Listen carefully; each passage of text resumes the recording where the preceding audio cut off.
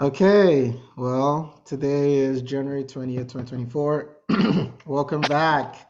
It's been well over a year since we recorded our last episode. It's the Three Percenters podcast. You have me, David, Chris, Ife, just three guys doing short-term rentals in Atlanta, which joins us. I also have short-term rentals in Charlotte. But yeah, we're 2023 was an eventful year, so we figured we'd get back on the call and talk about a few things. And of course, I know we all have things to share about. But before we get started, just let's just give the people a recap of who we are, how we got into STR, and we'll get going from there. So you want to get kick us off, Ife? I'm Ife. I got started in the real estate journey, I think in 2022. Started house hacking. Since then, I've left that house. So after the first year of living there, I acquired another property. The current property I'm in, I'm not house hacking there. My parents actually live with me in this property now with my brother. Then, me and David have a property we also worked on. And, that's just it. So I'm looking at, almost 2 to 3 Airbnbs right now.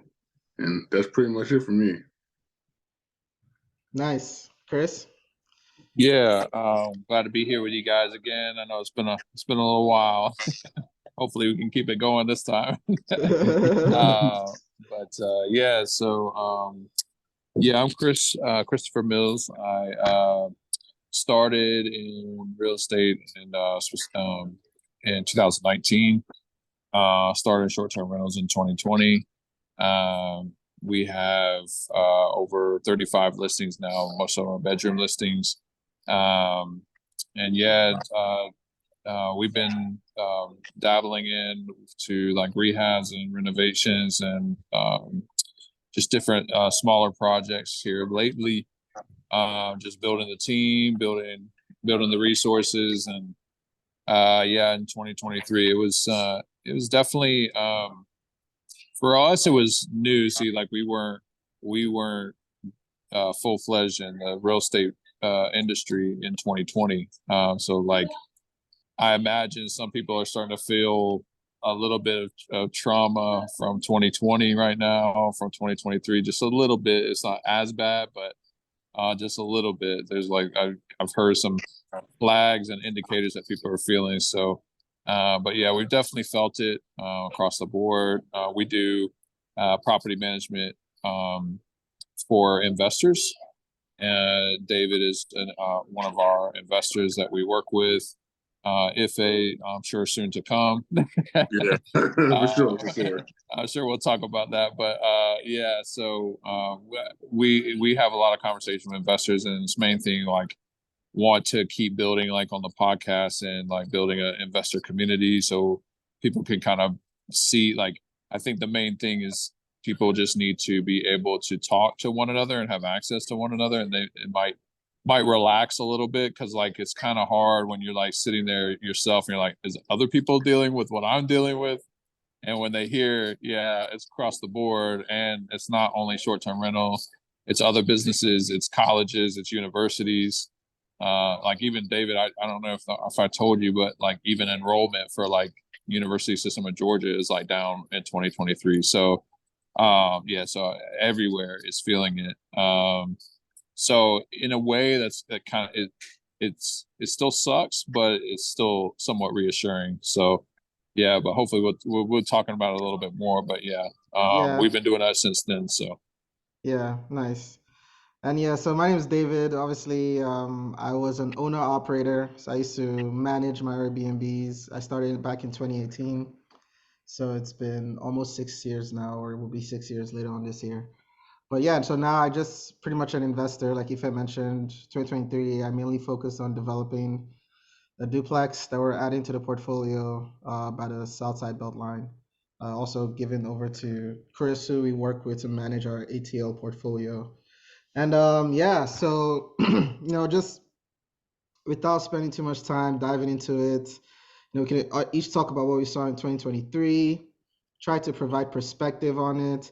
I'll let you guys speak first, since you guys were more closer to the short-term rental market in Atlanta. Obviously, like I mentioned, I sort of ever since partnering with Chris and his team, they manage our STR. So I've sort of been able to take a step back from active management, and I can just focus on scaling the portfolio. But I'll lay it out to you guys to just tell us what you guys saw in 2023.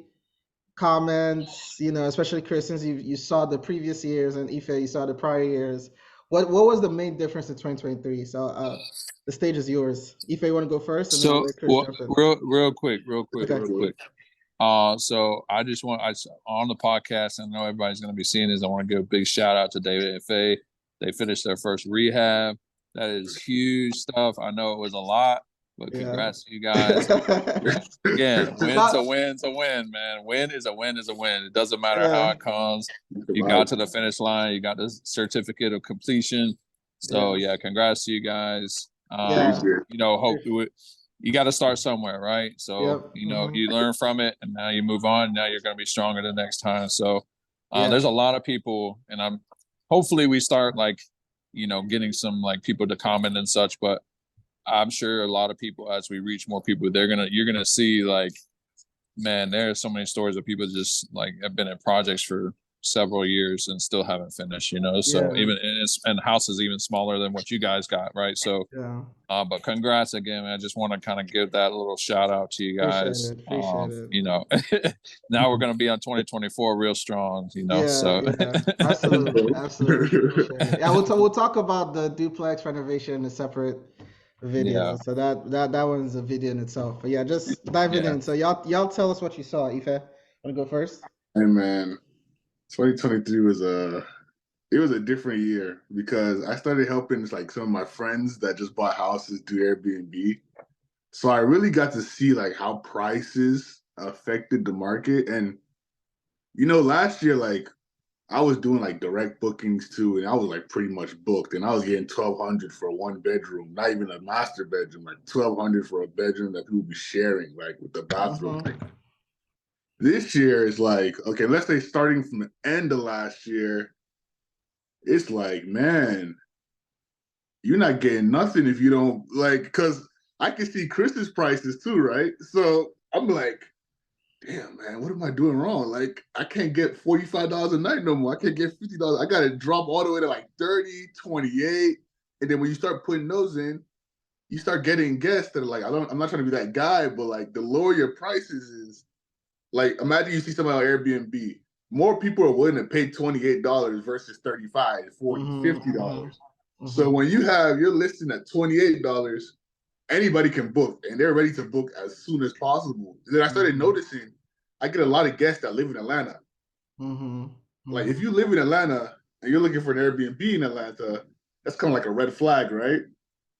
And then at the same time, you're trying to keep your cash flow up. You're okay, this person has 1 or 2 good reviews. Let me give it a try. And then they come and they're crazy. I had a guest last year, I can't mention no names, but Chris, this guest I'm talking about. This is a different guest. He was crazy. He would book with one list, one name, mess the place up, leave, get somebody else's profile, book again, come back, mess it up, leave, do the thing. He did it 4 or 5 times, and then I had to tell him, man, if you come back again, I'm calling the police, man. So there are 2 things there that y'all mentioned that was interesting. I'm going to ask from a sort of a spectator kind of view. And I know, Chris, I'm more familiar with how you handled it in 2023, but I wanted to bring this because I know a lot of my friends too were in STR. They told me, something you mentioned, direct bookings went up because what you saw was there was less travelers per se for shorter term stays and more people needing sort of a month-to-month stay setup. So what you were saying about people who are probably based in Atlanta and live in Atlanta, but needing to keep extended stay. Chris, we have some people in our listings that in McKinsey that have been there for months. And so so I guess I just want you guys to speak to more of that. What trend were you seeing? Were you seeing more longer term stays, reduction in travel stays? I just want to see, was that pretty much on par with what y'all saw the entire 2023? I'd say in the beginning of 2023, I think January and February were our best months, right? I think our company cleared 10K in commission for the first time, right? So for the first time we've ever done short-term rentals. So, and that again, that's commission, right? So we do 20 to 25% in commission per investor, so or per home. So that's even more so that like the investors were getting. So like when we started in 2023, like man, this is huge. Like, and that was our first. This was our first full calendar year of having pad split, right? Because we had done whole homes before. And so when we got to January, February in 2023, we started pad splits in 2022. We got to pad split our January, February. Those are traditionally slow months for whole home, right? But for us, like December was actually really slow for us in 2022. And then January and February here, those were our best months, right? So, and I will say, and David, you remember, I mean, the pricing at that time was similar to what it is now. It might be slightly lower, about 2 to 5% lower, but like it was still right around 35 or so a night. It wasn't able to, like, we get back in the summer that we were able to get 40, 45 a night, up towards 55 a night, right? So, I'd say for the most part, like for us, like we saw, I don't in pad split, I don't get a lot of travelers anymore. Like a lot of like out of state travelers. I mean, we do get some out of country travelers, and I've gotten some people that come in and work for like a journalist or a journalism company, and they're writing blogs on Atlanta and things like that. But we got a lot of like people who were looking for just like affordable housing. Like we have like a lot of people are, well, I think unemployment is up right now, and also or it was going up as 2023 went on. And then also we noticed a lot of like remote, like there's a lot of trends going on about remote working, like selling insurance and like all this type of stuff. So people were constantly needing internet, constantly staying around.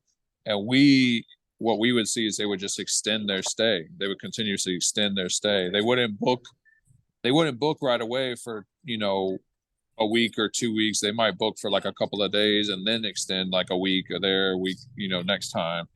But yeah, like right now or towards the end of 2023, like that's when I started really hearing like, okay, unemployment's up, like people aren't even wanting to go to like colleges anymore. Like there's just so much like trend around like online influencing and like all this type of like YouTube, social media influencing now, and just how easy it is to, now start your own business than it was like, even 10 years ago.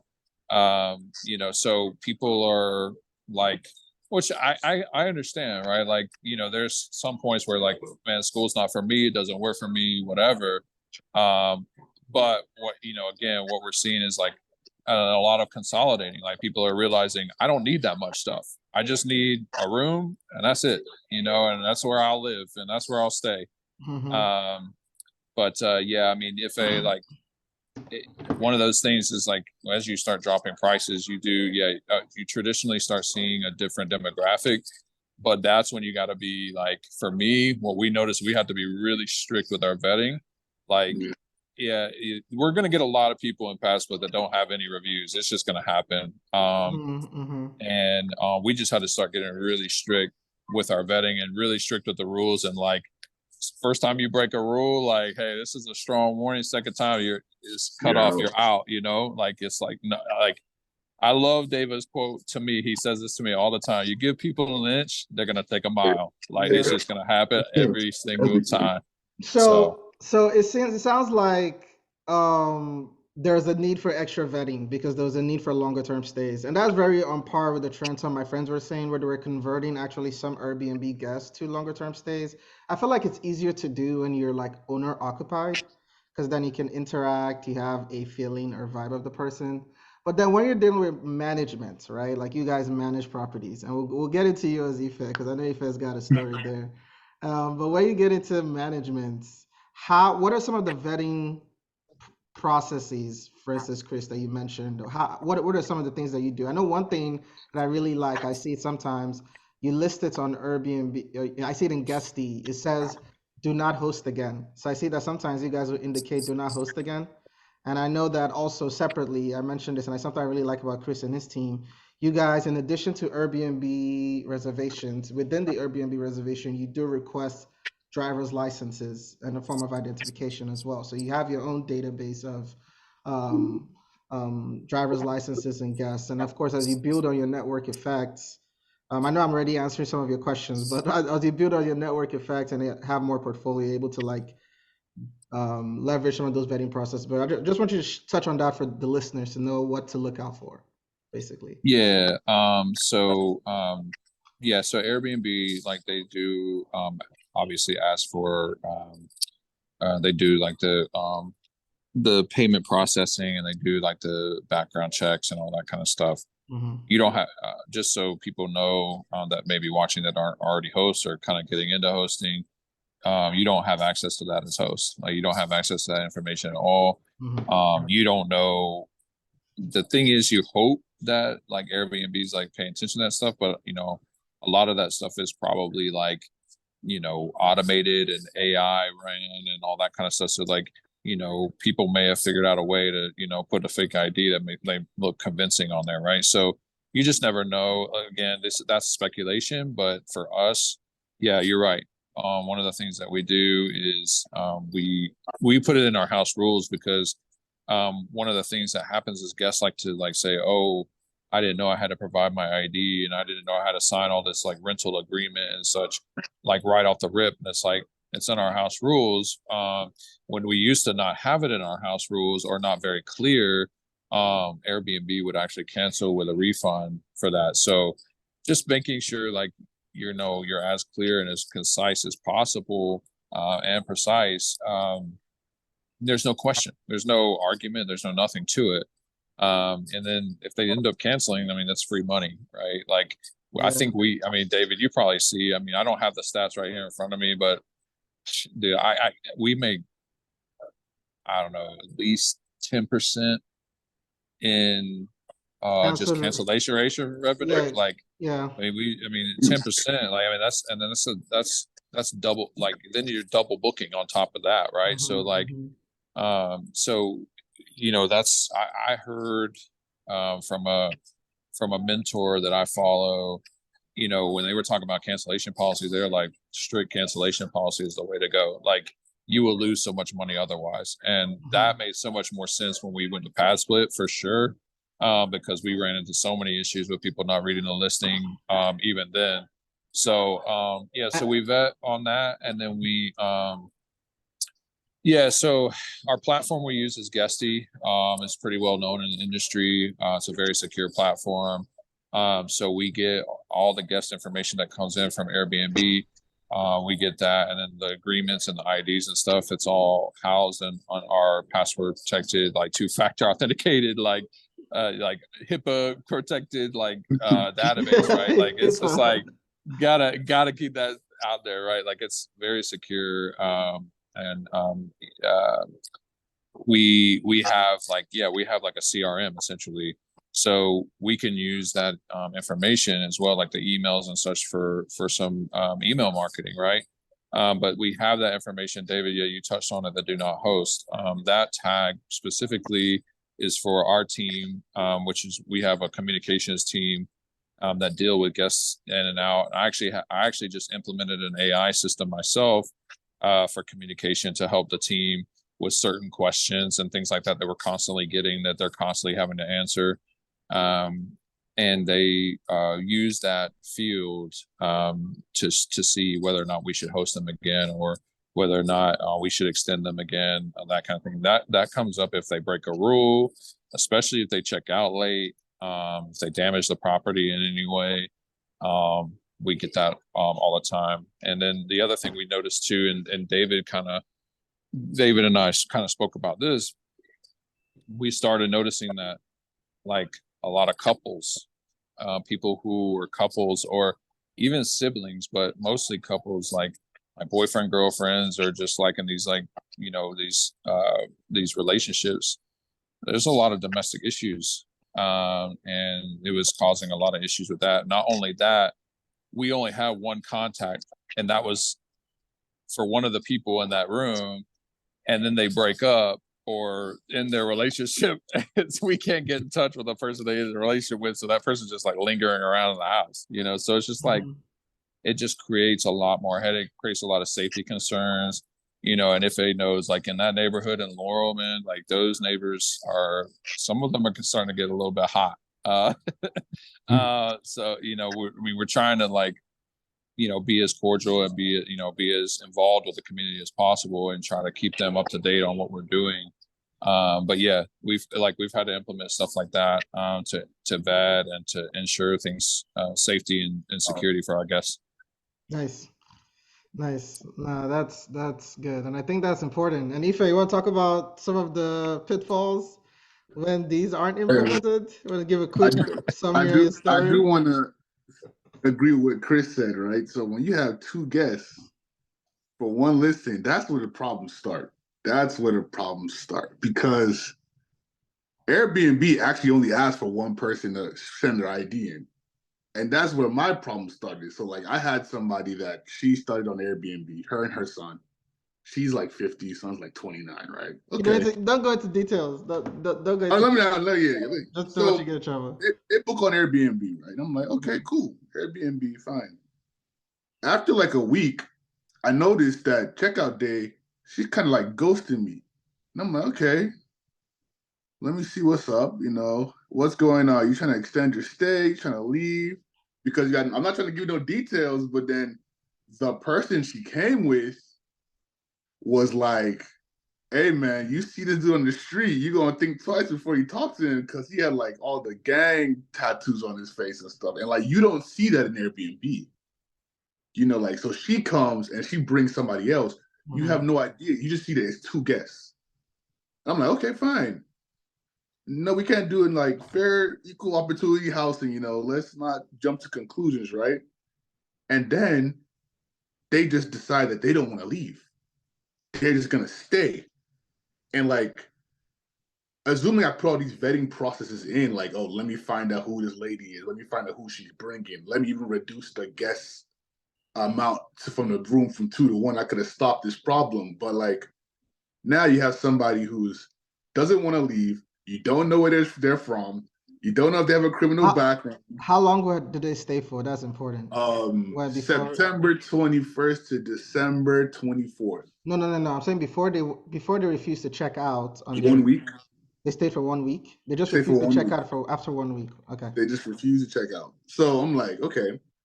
And then I try to like handle the situation, because one thing you have to understand about Airbnbs is you don't necessarily have the right to call the police on a guest to get them out. That's what people don't know, depending on the laws in your city, right? In our specific city, the police is not going to help you. They're not allowed to get somebody out. They're not allowed to put somebody in.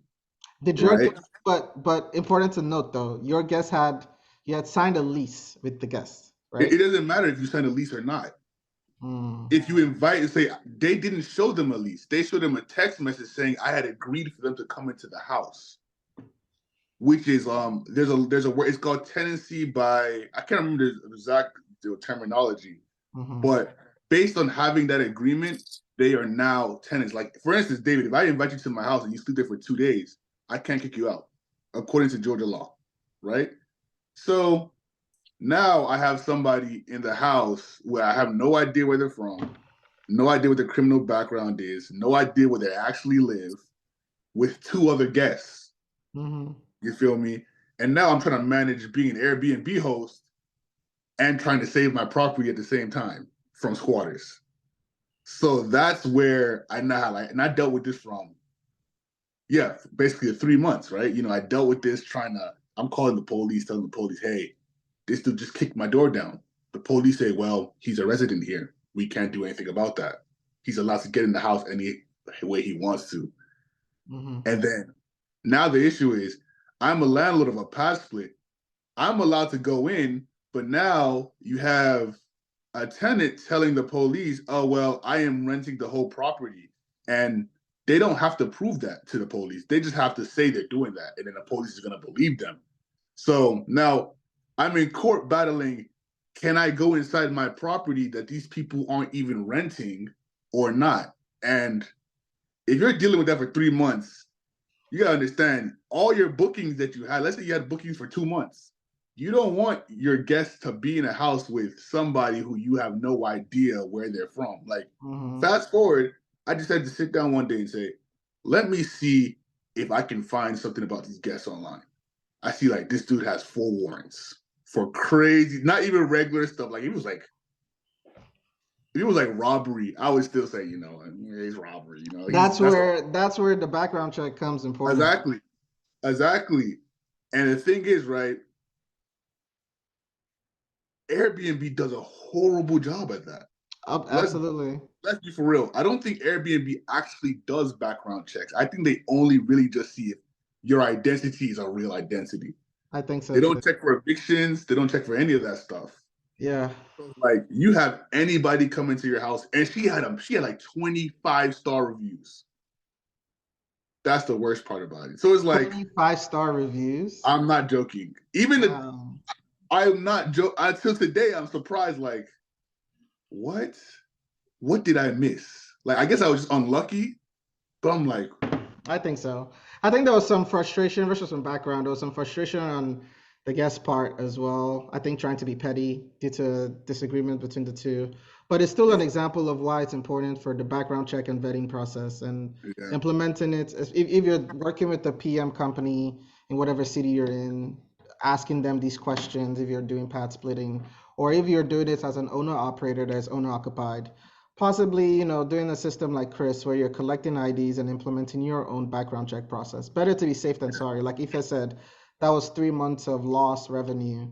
And it's as I hear more and more of these stories, it always begs the question like, okay, yes, I think you're right. I think Airbnb's background check verification process has deteriorated over time and it proves the need for this. But I do want to touch on something real quick. And this is something I want to share for the users as we'll talk about 2023. I know we mentioned Atlanta, but I'll say, like, for instance, in Charlotte did see a slight decline in bookings, but I'll say it wasn't as impacted as Atlanta.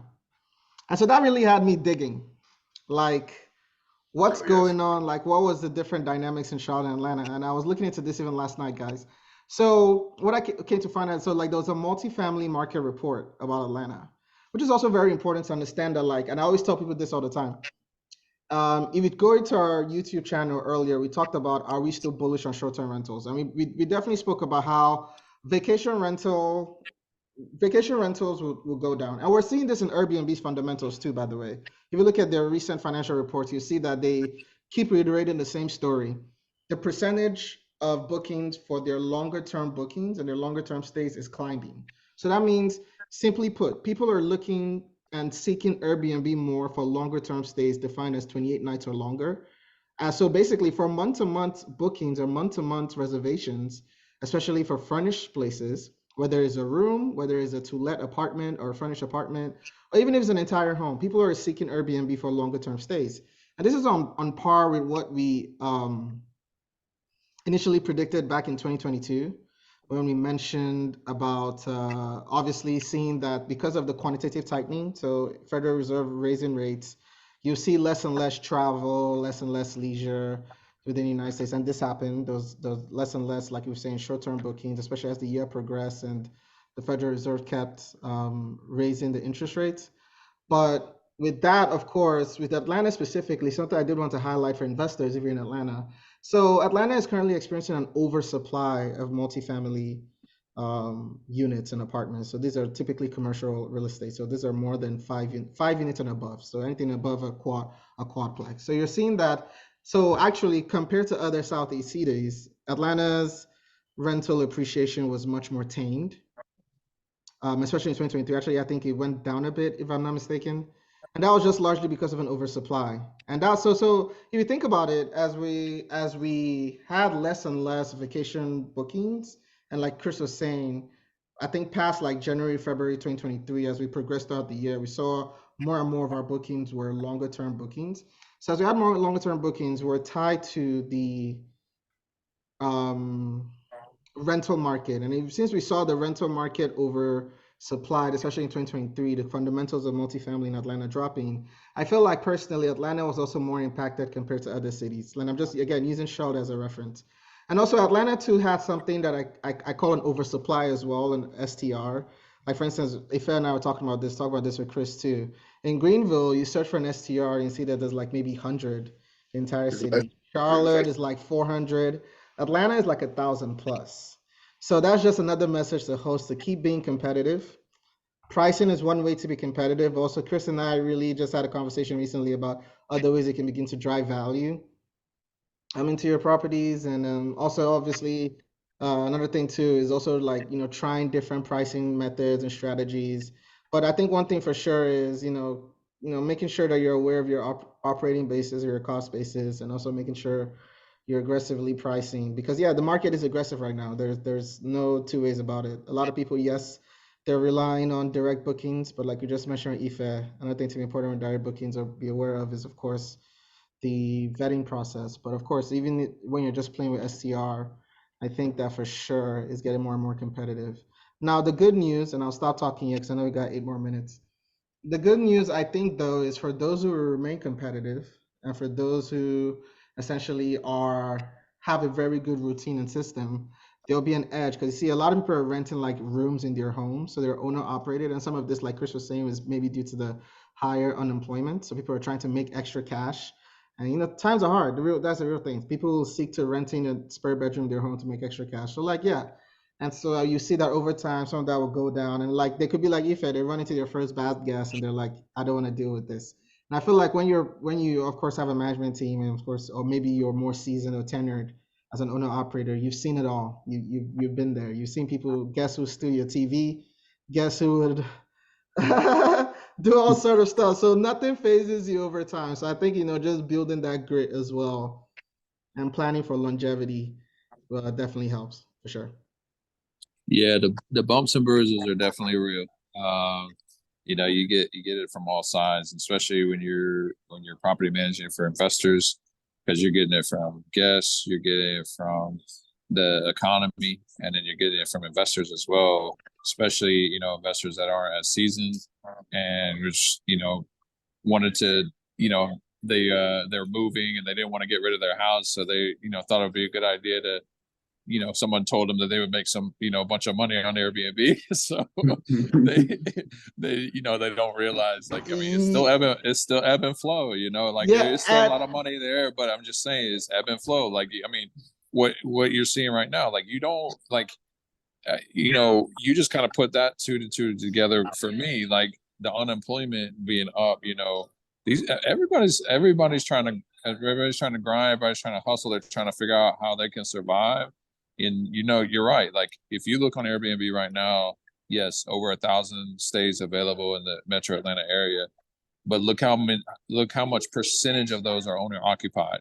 Those are owner occupied that right now are and I'm not mad at it or anything, but it is causing oversaturation. It is causing a very high competitive market. Yeah. And I'll put this in there too, because I've been dealing a lot with I'm in a lot of like committees for like different cities, and I was in the committee for Atlanta for the short-term rental regulations.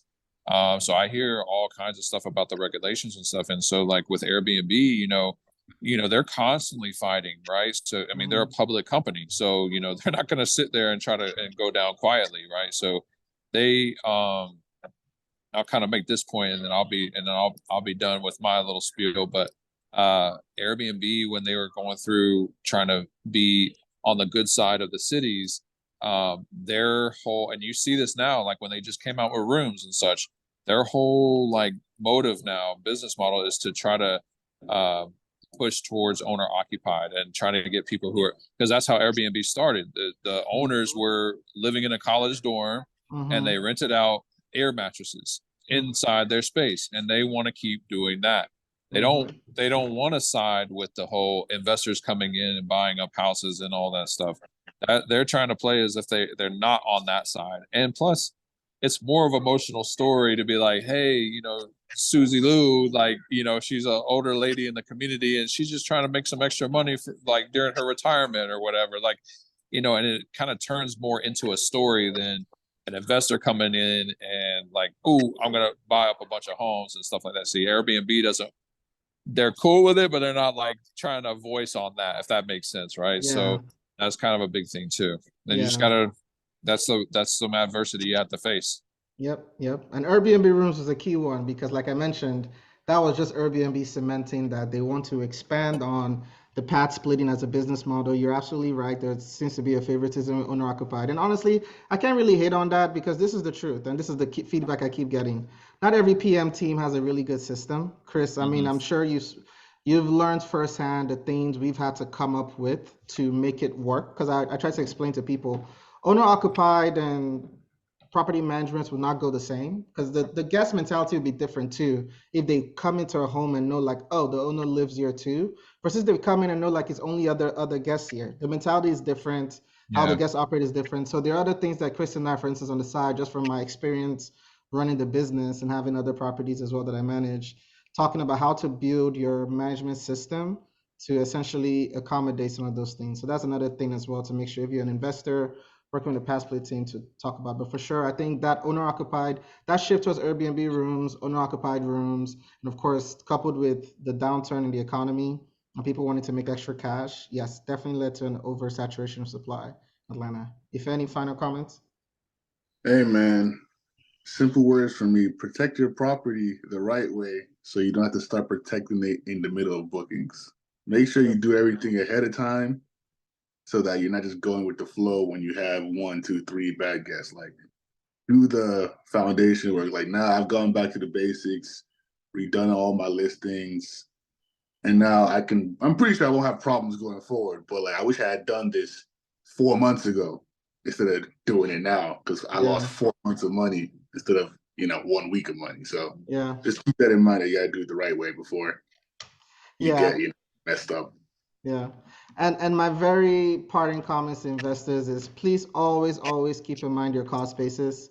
So part of the things that I'll say for me personally, and I spoke to Chris about this, that makes it like we bought at the right time. We bought both our properties in Atlanta in 2021, 2022. Mortgage rates were pretty low, especially in 2022 was May. So that was right before mortgage rates started taking a hike. And then, of course, the property that we're about to close on, we developed it. So basically, yes, we're refinancing now where the mortgage rate is still pretty elevated. But again, the mortgage we're taking out to refinance is much cheaper than if we wanted to get into the market fresh now to purchase Yeah. it, right? So it's